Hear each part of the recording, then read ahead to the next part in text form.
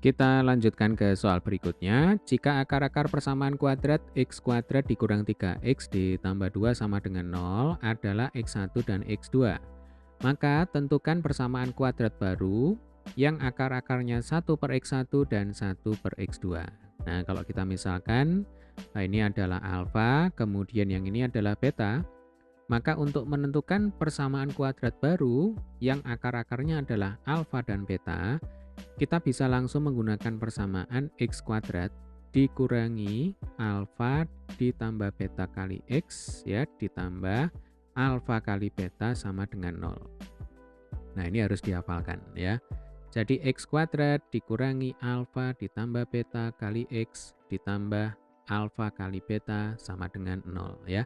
Berarti nanti kalau kita membutuhkan alfa ditambah beta, ya berarti 1 per x1 nanti tinggal kita tambah dengan 1 per x2, ya kan? Jadi alfa ditambah beta, yang ini ya, itu akan sama dengan 1 per x1 ditambah 1 per x2. Coba ini kalau kita samakan penyebutnya ya. Berarti x1 kita kalikan saja dengan x2, ya kan? Lalu sekarang kita cari pembilangnya. Berarti x1 kali x2 dibagi x1. Nah, di sini sama dengan x2, ya kan? Ditambah x1 kali x2 dibagi x2. Berarti di sini x1. x2 ditambah x1 itu kan sama aja dengan x1 ditambah x2, ya kan? Nah, kita punya rumus x1 ditambah x2 itu sama dengan min b per a, ya kan? Jadi x1 ditambah x2 itu sama dengan min b per a. Nah, ini juga harus diingat-ingat ya. Harus dihafalkan. Nah, b-nya berapa, a-nya berapa? Kita cek ya. Di sini persamaan kuadrat yang diketahui adalah x kuadrat dikurang 3x ditambah 2 sama dengan 0 ya. Berarti a-nya itu sama dengan 1. Ya kan, kalau x kuadrat itu kan sebenarnya sama dengan 1x kuadrat. Hanya saja angka satunya tidak ditulis. Kemudian b-nya sama dengan min 3, lalu c-nya sama dengan 2. Coba ini kalau kita masukkan ya. Maka nanti kita akan dapatkan x1 ditambah x2 itu sama dengan min, b-nya itu adalah min 3, ya kan? Dibagi a, a-nya 1.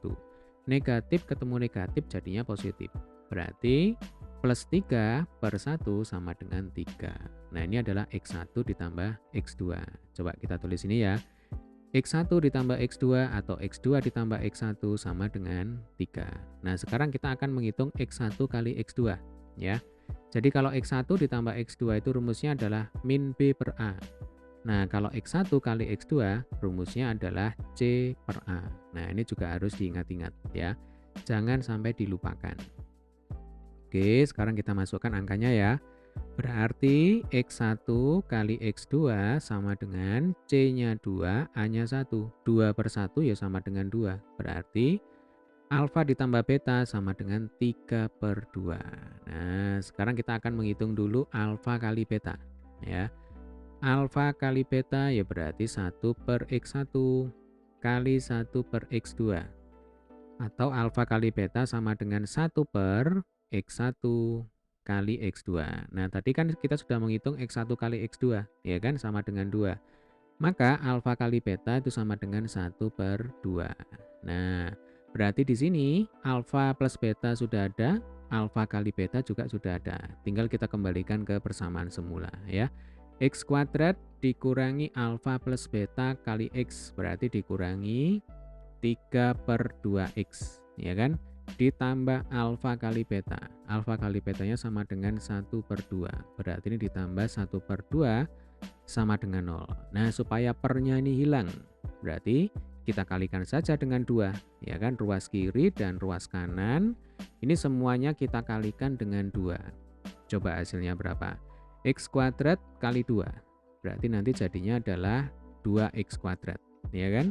Min 3 per 2x kali 2, nanti hasilnya adalah min 3x. Kemudian plus setengah kali 2, nanti hasilnya sama dengan plus 1. Nah, berarti 2x kuadrat dikurang 3x plus 1 sama dengan 0 kali 2, ya sama dengan 0. Nah, ini adalah jawaban untuk soal kita kali ini, ya. Jadi jika ditanyakan, tentukan persamaan kuadrat baru yang akar-akarnya 1 per x1 dan 1 per x2. Persamaan kuadrat lamanya adalah x kuadrat dikurang 3x ditambah 2 sama dengan 0. Jawabannya adalah 2x kuadrat dikurang 3x ditambah 1. Oke, semoga video ini bermanfaat. Sampai ketemu di video pembahasan soal selanjutnya.